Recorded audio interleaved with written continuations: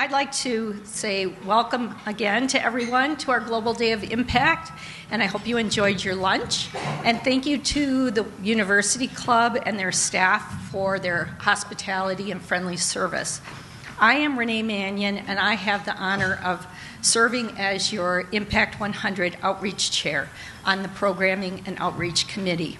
And I love working on the educational component of Impact100 through our Global Day of Impact and Beyond the Headlines series, especially those programs that bring to light the common threads that run through much of the work done by our grant and merit recipients.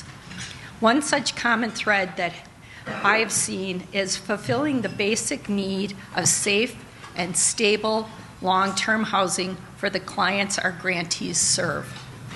So I was excited when we decided to focus on the critical issue of providing housing first for this year's Global Day of Impact program. Our panel today represents different aspects of the process of securing housing for displaced individuals and families, and they often collaborate together. Everyone should have a copy of the panelists' bios at your seat today, so please take that along with you.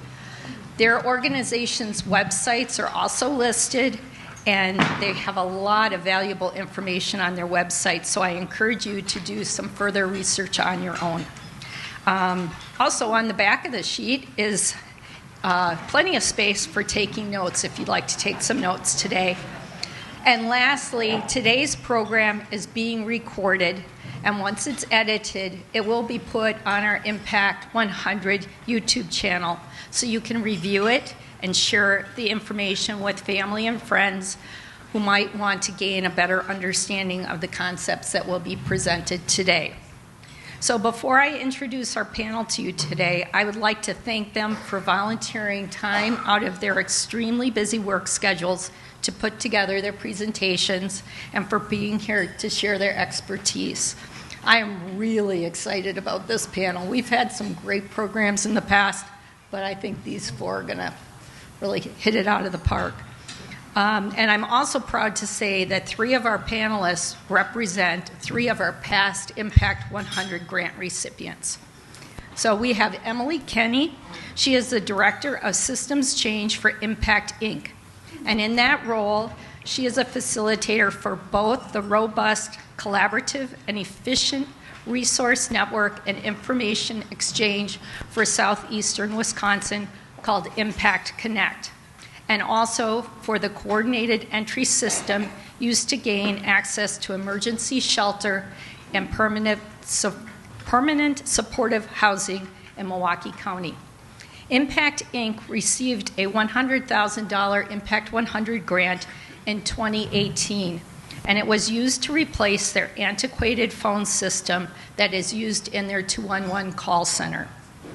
Eric Collins-Dyke is the Deputy Administrator of Milwaukee County Housing Services and oversees supportive housing and homelessness services. I should have advanced my slide, sorry. His work has focused on the local policy changes to increase the use of housing first principles in relation to homelessness throughout Milwaukee County, as well as focusing on decriminalizing homelessness, street outreach coordination, housing justice, and implementing best practices within the local supportive housing and homeless service system. DeShanda Clark is the Senior Vice President of Programs and Services at Pathfinders in Milwaukee, where she oversees all programmatic operations. Pathfinders received a $100,000 grant from Impact100 in 2019, which was used to purchase their Street Beat outreach van, which is still in use today. Pathfinders assist homeless and housing insecure youth to find and sustain safe housing through the coordinated entry system. Once housed, Pathfinders offers support to youth as they work towards stability, mental well-being, education, employment, and other personal goals. Jeanne Geraci has been the Benedict Center Executive Director since August of 2011. The Benedict Center is a leading agency in Milwaukee serving women and advocating for them, those women affected by the criminal justice system. Their services include community-based counseling for substance use disorders and mental health treatment, reentry support, neighborhood drop-in centers, and street outreach. They are also a formal access point to Milwaukee's coordinated entry housing system. The Benedict Center has been awarded 2 $100,000 grants from Impact100. One in 2017 that was used to purchase their street outreach vehicle, and a second in 2022 that was used to fund their new peer specialists in their sisters program.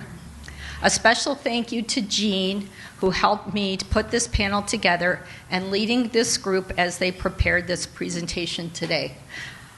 After the group presents their topics, there will be an opportunity for a question and answer section. So on your tables, there are pens and note cards. So please jot down any index cards or any questions on those index cards, and we will collect them at that time. Good afternoon. My name is Jeanne Geraci. I'm the Executive Director of the Benedict Center, and it's my deep honor to be a part of this panel discussion with partners and, frankly, people I admire and have learned a lot from in my tenure. It's also great to look out and see so many familiar faces amongst the Impact100 membership and also other nonprofits that are in the room. I really never heard of Housing First until I came to the Benedict Center, and it was Milwaukee County Housing Division then that was kicking it off, but it made sense. And the Benedict Center's long been centered around harm reduction, and Housing First is essentially harm reduction applied to housing. So I'm just going to share a slice of the Benedict Center story specific to housing and specifically how we went about to increase access for housing for women in the street-based sex trade by using a systems approach because we are not a direct housing provider. So many of you are familiar with the Sisters program because we have received an award from Impact100 specifically for that program. But this program is specifically designed to reach women in the street-based sex trade, and our motto is to help them find hope and live healthier and safer lives. We really work hard to redefine the problem. A lot of times in communities, women in these situations are being blamed, scapegoated upon, being described as the problem. And in reality, no human being is a problem, but many people do have problems, and this is just a few of them. First and foremost, women are experiencing an incredibly high amount of violence.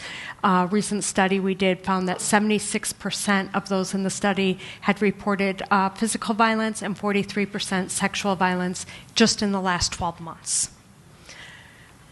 Then moving over to mental health and substance use, 78% have reported a mental health diagnosis, and 50% had increased their drug use just to cope with those symptoms, not to mention coping, frankly, with the trauma from all of that violence.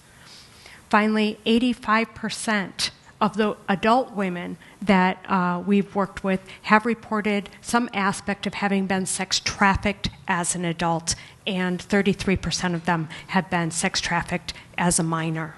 So, again, they're not necessarily engaging in the sex trade even by their own free will.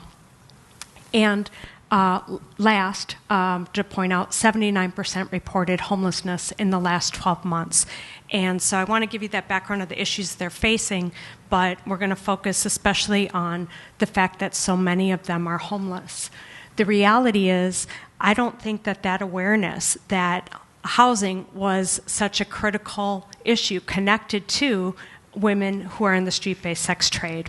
I think that they were overlooked as a part of that unhoused population because they weren't sleeping downtown in doorways or under bridges. A lot of times they are trading sex just to have a roof over their head, and being put in really precarious situations as a result. So the women in our program let us know that that was a key problem. One time we had an alderman come to our center, and spontaneously he asked them, what's the number one thing the city could do to help you all get off the streets? And they all unanimously said housing. I made a personal commitment to work on this problem when there was a woman that had to leave our center, which then closed at 4:30 in the afternoon. We had spent all day trying to find a shelter bed that was open for her, calling 211, but all the shelter beds were full. And she said to me, as I had to lock the door and see her out, where am I supposed to go? If I sleep in a park, they tell me to move along. If I sleep, in a building doorway, they tell me to move along or I get a ticket. Where am I supposed to go? And it broke my heart, and I knew we had to figure something out. So again, echoing really what you've heard before, if you're living outside without a roof over your head, your key point is on surviving and avoiding violence. And we know that once a woman has a safe place to live, then she can focus on her next most important problem. We absolutely believe that everyone deserves safe and affordable housing. And if we want to talk about preventing violence, especially gender-based violence, housing is that solution. And finally, most importantly, women told us that was what they needed. And since they are experts in themselves, we listened.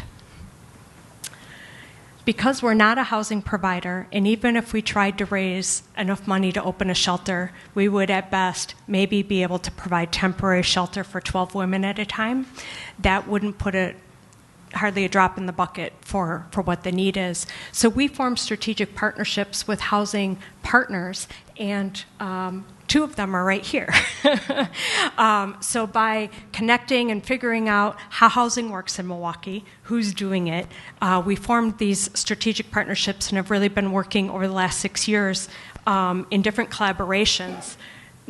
And so some of the results of that work is, first of all, we've raised the awareness that women in the street-based sex trade are part of the unhoused population. They were a population whose need was being unmet, and we needed to focus attention on that. So the first step was just to raise that awareness, even amongst housing providers, and to frankly frame housing as that solution for their health and safety needs. As a result, because we're now a member of the continuum of care, we can help do that housing assessment for women, so we can be that access point. We have connections with easily 500 individual women a year just in our Sisters program.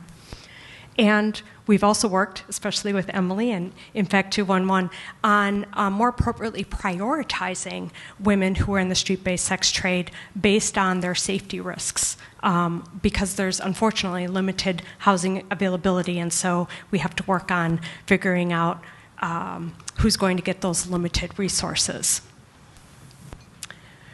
So the biggest win and our most recent win is the fact that there was no dedicated funding for women who were specifically in the sex trade, sex trafficking, or really even dedicated HUD funding for women who were fleeing violence, whether that's domestic violence or sex trafficking.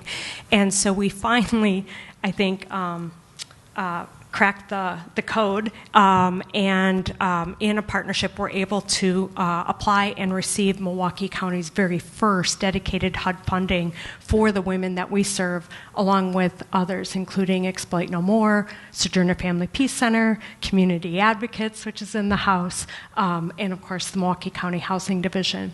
So just in our first year, that was a grant for $882,000. That money isn't coming to us, by the way. It goes to Milwaukee County. And I got to tell you, Milwaukee County is putting all of that money into actual rent vouchers for women for 2 years, and then subcontracting to groups like Community Advocates, Benedict Center, to provide that case management and those support services. So now, as a result, there are within a year, 45 women and their households will be able to receive 2-year rent vouchers, and we're able to help them find apartments throughout the city or the county, and then provide those supportive services. And what's really great about the HUD funding is that it's renewable. So we've already gotten our first renewal, and we're looking forward to expanding beyond that. So that's a huge win, and just the beginning.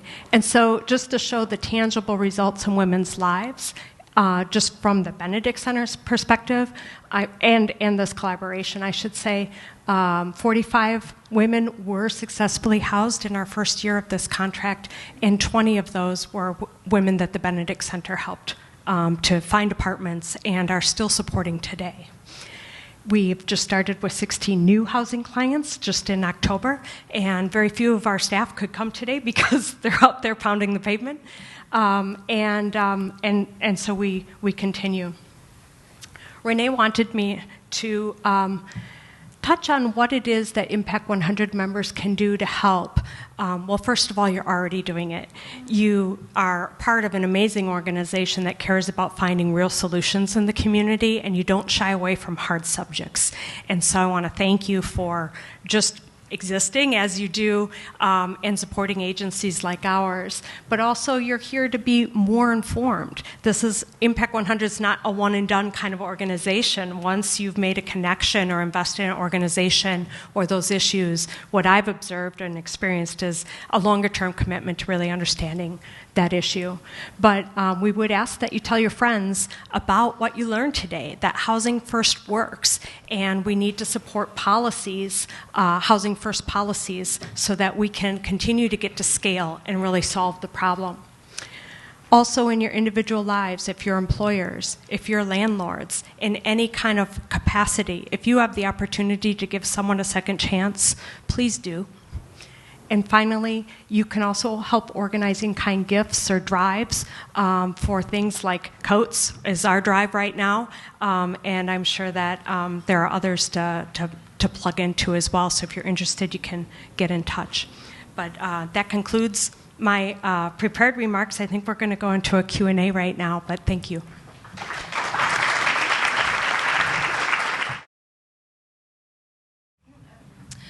I am DeShanda Williams-Clark. I use she, her pronouns, and I'm Pathfinders Senior Vice President of Programs and Services.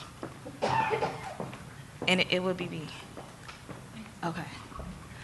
So for over 50 years, Pathfinders has served young people in Milwaukee who are experiencing homelessness, home instability, sex trafficking, exploitation, sexual violence, trauma, and really just been in crisis based off of their own report and self-identification. We provide services in the realm of a youth action board. Our youth leaders are instrumental to all that we do at Pathfinders. They give us feedback on the supportive services that we need to provide to the community. They are the experts in their experiences and what we should be doing as a community to serve and support the youth population.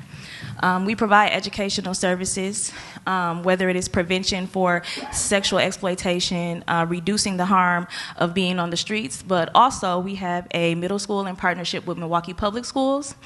We have shelter, street outreach services, similar to what Eric had just described, and our drop-in center services.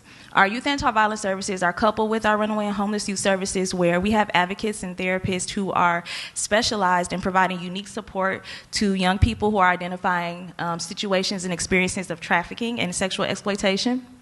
Clinical services, where young people can come in, whether they are just dropping in because they want to talk to someone, because they're experiencing something, they identify themselves that they want to talk to a therapist, and so there's no barriers to that. There's no line, there's no process. We make sure that it's as accessible to them as possible, including being in the wraparound network, or CCS, which is also Comprehensive Community Services, so that we're also being able to provide our approach in meeting youth where they are in a system. And also we have supported housing. So since 2009, Pathfinders launched its first housing program called Q Block, which is specific to youth who are identifying as LGBTQ+.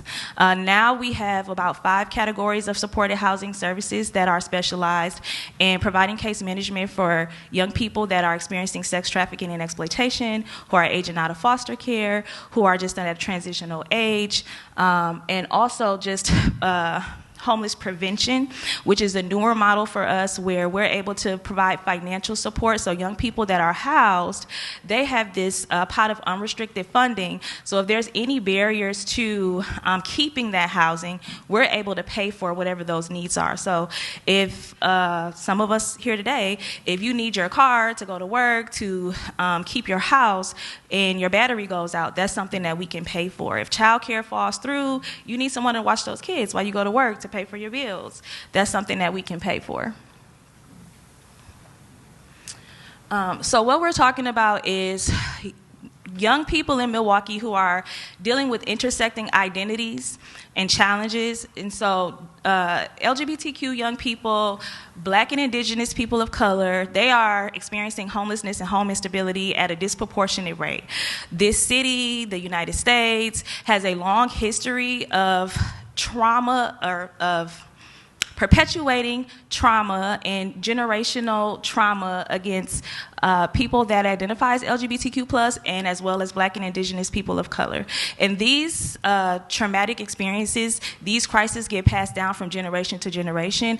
There's not been much extreme or dramatic repair to the instability that these families have experienced. And so in Milwaukee, and specifically at Pathfinders, we see up to, and there's always a range of what homeless experience looks like for LGBTQ individuals, because that is a spectrum of identity, of sexual preference, of attraction, and so it's hard to just, and it changes over the course of a day. And so whereas they always say up to 40% of young folks identify as LGBTQ, a young person in a meeting that I was in at a Youth Action Board meeting last night, they said if you leave it up to me, that number is 99.9.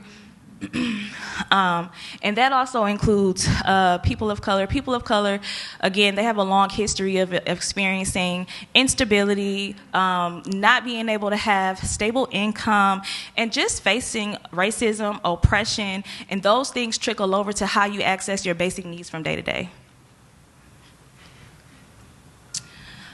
So this is a little bit of what Emily was talking about. So as a person, but especially as a young person, you should be able to have shelter. You should be able to be warm. It's freezing cold outside. There's young people that are sleeping outside. They don't have regular access, and this is their self-report. So this is not something that we're just like, oh, we just observed this, or we just read this. Young people are coming into our doors and they're saying, I cannot eat every day. I don't know where I'm going to lay my head down. I don't have adults that support me that I can trust. They're just outside, and so there's often experiences that we have where we're actually supporting young people with making goals around how do you survive outside? What is the safety plan? Because of the lack of housing that is safe and affordable and that is accessible to them. So our approach is to make sure that we're supporting them with reducing the harm. So long before we were talking about housing first, Pathfinders has been thinking about or taking the approach of, we just need to get people housed. It's a basic human right. So what is it that we can do to reduce the harm that they're experiencing outside or around some of the adults or their peers so that they're getting what they need? That may come in the form of they're making the decisions as young people. They're functioning as grown folks, as adults. And so a lot of times there's a lot of assumptions, stigmas, and stereotypes around young people, their laziness, what they're not willing to do, what they're not capable of. That is, in fact, not true. Young people know what they need to survive, to be self-sufficient, and to be independent. And so what we do is work alongside of them to help them to set their goals. The goals that they make for themselves, we educate and advocate for them, but also we let them know there's consequences to some of these actions. However, that does not mean you're not allowed to make mistakes. I was talking to Renee earlier, and we were talking about how some people are afforded a lot of mistakes in their life, and it seems that some folks are not. Young people in particular are not given as many chances. LGBTQ young people are not given as many chances. People of color are not given as many chances. And so our goal is to allow for young people to make mistakes.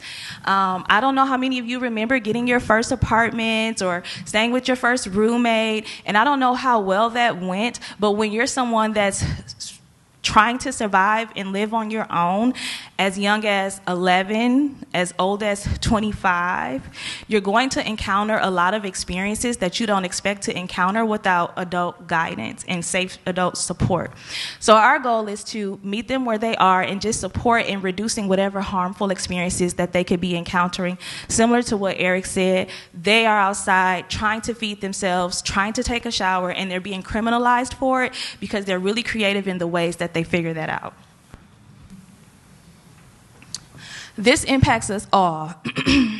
So what has helped us to make our approach successful and why young people choose Pathfinders as a safe space for them to get the support they need? And of course, every day is not rainbows, and actually it never is. I've been in a situation before where a young person felt so unsafe going into shelter, felt so unsafe going into other alternative living arrangements that it was below zero outside, and they asked us to pack them up with blankets and tuck them in so that they can sleep outside. That's how real this gets. So when we have flexible funding that allows for us to pay rent, that allows for them to make mistakes and us pay for maintenance, to support them with their journey, then they have a better success rate of being self-sufficient and independent. When we can partner with landlords and property owners who are respecting where young people are, who are willing to engage with not just Pathfinders but these other services up here, we're able to create a better long-term future for young people, because the longer they're homeless, the more we are contributing to lifelong homelessness for not just them, but also their children and other members of their family. We need safe and affordable housing. We need prevention methods. We need to trust that not only do the agencies that are receiving funding trust them with the funding that you're giving them so that they can be able to meet their population where they are, but also for us, young people are very realistic about the way that they plan and budget for themselves from day to day. When they've been outside or they've been trying to cope or plan for what their next day is going to look like, they're planning realistically with very limited resources. Youth leadership and lived expertise is really important for us, that we're listening to the people that we serve. And I just post that to all of you today. So whether you're a funder or whether you're a provider, when you're working for or with people, they are the experts in what the needs are. And so it's really important that we allow for those folks to be at the table when decisions are being made. Young people at Pathfinders not only are at the table for what resources and services need to be available to them, what housing needs to look like, what makes a home feel like a home, they're also hiring staff. They're working with the Milwaukee Continuum of Care. They're working with coordinated entry. They're advocating for policies that impact them, like safe harbor and minors being criminalized for sex trafficking, when as a minor you can't even consent to sex. So there's a lot of responsibility that young people carry that assumptions don't allow for us as adults to always see. And partnerships with other organizations similar to up here, that helps make this successful. It takes all of us at the table to be able to support the safety, hope, and healing of young people in Milwaukee. And I'm very appreciative of this opportunity today, and I hope that there's light bulbs clicking for everyone here as to how we can contribute to a more self-sufficient, sustainable, healthy life for young people in Milwaukee. They're our future, and they will be the ones that will be taking over when the rest of us are gone. Hi, everyone. Eric Collins-Dyke. I am the Deputy Administrator of Milwaukee County Housing Services. Just want to thank Renee and Jeanne. I think the last couple of weeks I realized how unorganized I am, how organized they are. I am the Deputy Administrator technically. I think it's a weird title. That's what happens in government. I've been in the field about 15 years. I've done street outreach off and on for about 12 years. So my work is in policy, but I still am often on the street, hence the casual dress wear today before I was here. And just very thankful to be here and talk about this topic. So Emily touched on it quite a bit, but really these are some of the core tenets that we look at the county for our programs. So all of our rent assistance programs are predicated on the Housing First principles, in that we house somebody quickly and then we address all of the issues they're dealing with after they're in housing. For a long time, as Emily stated, we would require all sorts of things for folks before they got into housing. One example I like to use is 15 years ago when I started in the field as a case manager, we would actually have to drug test our clients in the shelter I worked at prior to them being ready to be housed. It required 90 days of sobriety. So imagine yourself living on the street in a tent, under a bridge, in a car, having to be sober 90 days to access an apartment. So it really was antiquated and really was one of the reasons our community shifted, thankfully, to this model. I think a lot of times Housing First gets a bad rap in certain spaces, but really what we focus on is stability, reduction in utilizing emergency services, reduction in having to interface with the criminal justice system, and really try to move folks along on their journey in life once they're in their apartment. I think the triage into housing has changed the scope of street outreach, where instead of always going out with just supplies and sleeping bags, which we still do, and so many other wonderful teams do as well, our focus all the time is housing. How can we get someone indoors quickly? How can we start our housing assessments right away, wherever we are outdoors doing outreach? So that was a big sea change as well on the outreach side. And the other thing, too, that we like to talk about is once folks are housed, we focus on all these things to move them towards self-determination, how they want to live their lives. It's a collaborative process. We're not just telling them what to do. And so I think that was another scope of how things changed when Housing First started. We really started to work together as a system with the folks that we serve instead of always telling them what they need. So that was really cool to see. And then lastly, which some of you who've seen me talk over the years, this model, not just here, but in other areas of the country, really shows a significant cost savings to the community. So I think there's a number of different effects, regardless of what you think philosophically of the model. There's positive effects in other parts of the community and for other systems. So immediate access to housing, ending the cycle of homelessness, solution-focused case management. Emily touched on it a little bit. It is not housing only. Without the services in housing, it would not work, frankly. I think the difference is they're voluntary. We've utilized a lot of tax levy over the years to make it where folks don't have to bill for services. It allows for much more holistic case management. It allows folks that we serve to sort of drive their case plans, where they want to live, how many times they want to see their case manager, et cetera. And then we see improved health outcomes across the board. We take anyone where they're at, whether they're actively using, whether they have legal issues, whether they have open warrants, whether they have mental health issues and they aren't medicated. And we found that the stability of housing, once we get folks in, even if they're dealing with all of those issues, that baseline of stability when they wake up in the morning is an incredibly holistic way to make improvements. We can clinically diagnose our way, to the heavens if we need to, but a lot of times it's as simple as having a place to live. It really is.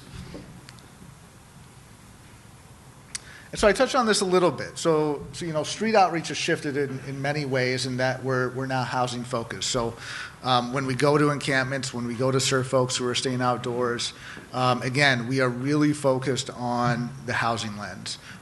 We do all the other creative engagement aspects, motivational interviewing, connecting with them to build rapport, but no matter their acuity level, housing is always a topic of conversation. And it wasn't like that when I first started doing outreach 10 to 12 years ago, so that's been a very cool thing to see. And I think the community, it resonates with the community because they can see us out there and that we're trying to do something. There's a tangible aspect to the service we're providing on a daily basis. So this is the impact on local emergency services. We were engaging with a lot of folks in the beginning when we started Housing First in 2015, when we sort of moved this model to that approach, who were accessing so many different kinds of emergency services: emergency room, psychiatric unit emergency room, crisis mobile, detox. And so when we started, we served, I think it was like the highest 85 utilizers of those systems who were on the street, generally in the downtown and near west side area.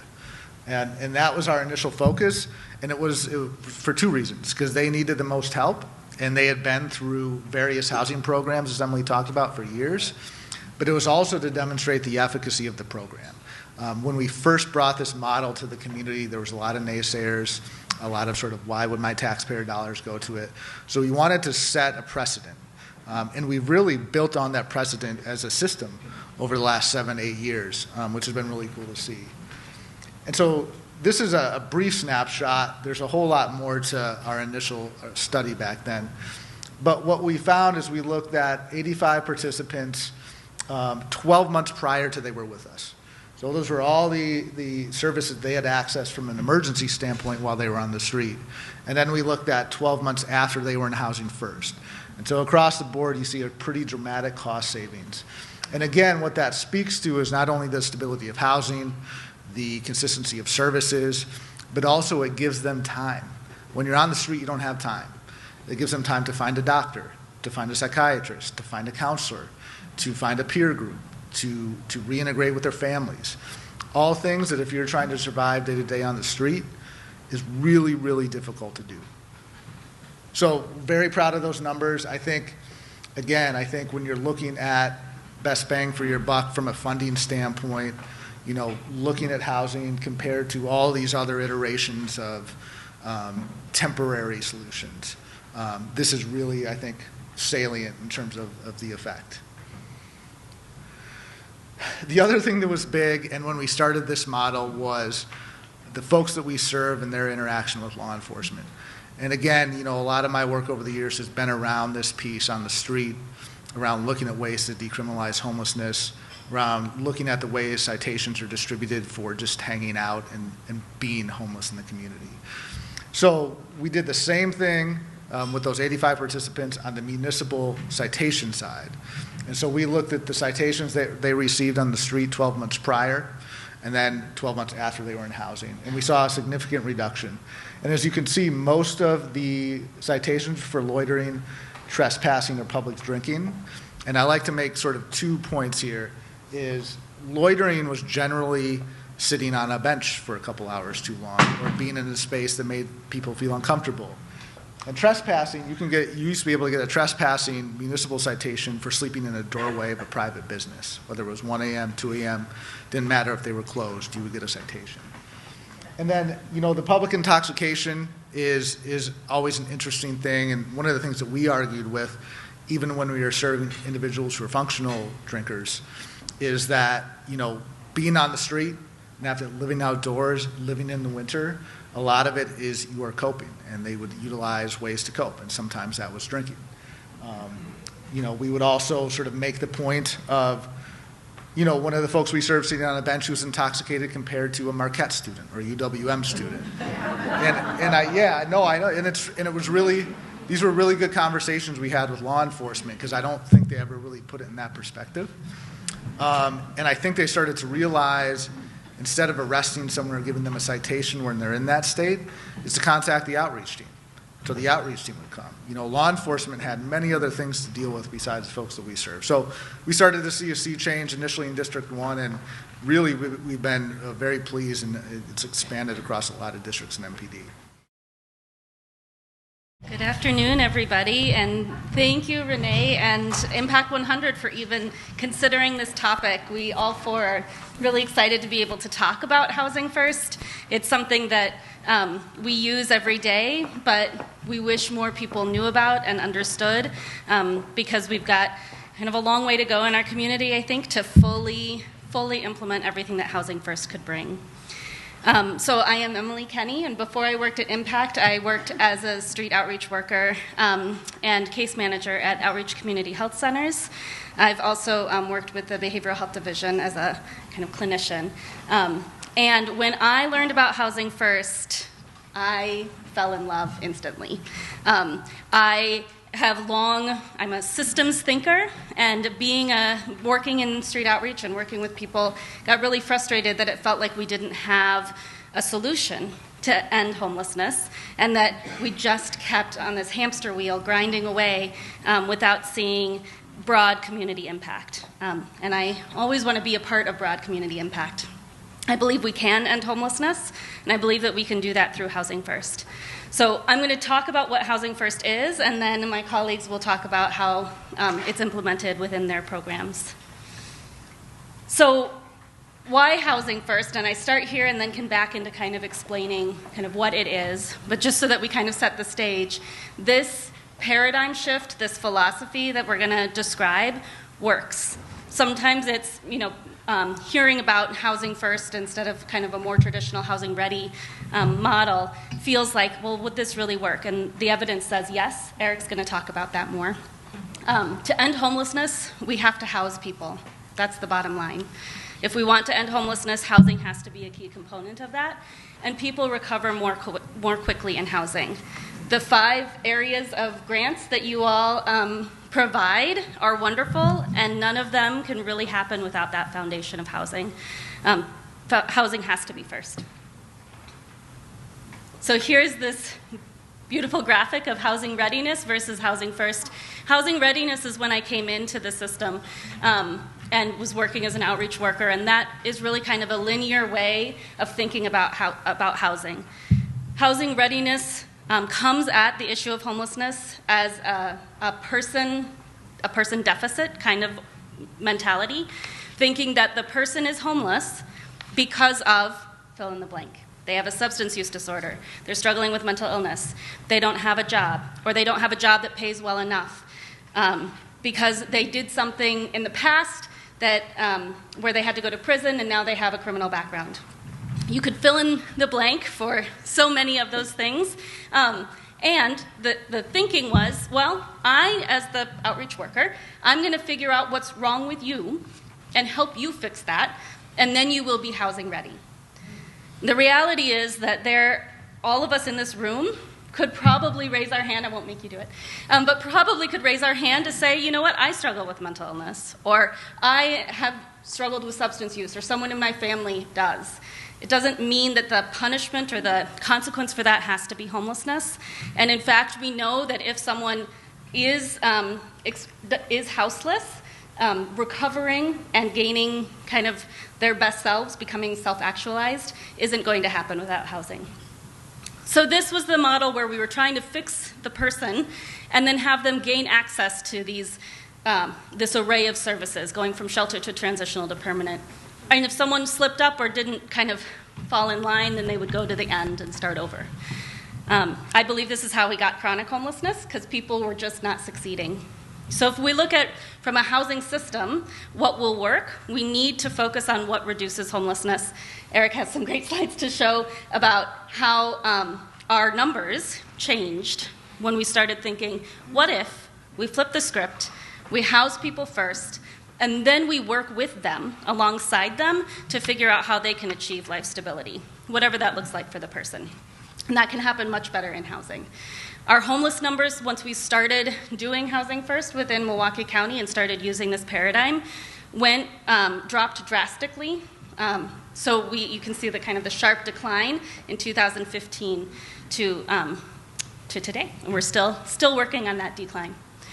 So what Housing First is not is housing only. It's not saying all we need is to have a bunch of vacant apartments and put people in them, although that's part of the solution. It is also not one standalone program that's like, this is the building where everyone will go. It really is a mindset shift in how we provide services and how we think about the value of housing within our society. I was at a social work conference last week, and it struck me that the housing system that we currently work within is like working within a healthcare system without hospitals. So we're constantly trying to build up the resource, the infrastructure, to really address homelessness, and Housing First is the way to do it. There are 5 principles for Housing First. This is an evidence-based practice. So you can Google it if you'd like and read the evidence that shows what it is. To do it right, there are 5 principles. So there's immediate access to housing, regardless of background, regardless of if someone's taking medication or not. There's consumer choice and self-determination. It's not, here, go over here, we're going to house you now. It's where would you like to live and what do you need? Recovery orientation, everybody can do better than they're doing today. So how can we help and support that person to do better? Individualized, dignified client support. So in that recovery mindset, thinking through what does that look like for you? And then community integration. So the idea behind Housing First is that what we end up with is a community where everybody is housed, because that is the basis for a great community, a healthy community.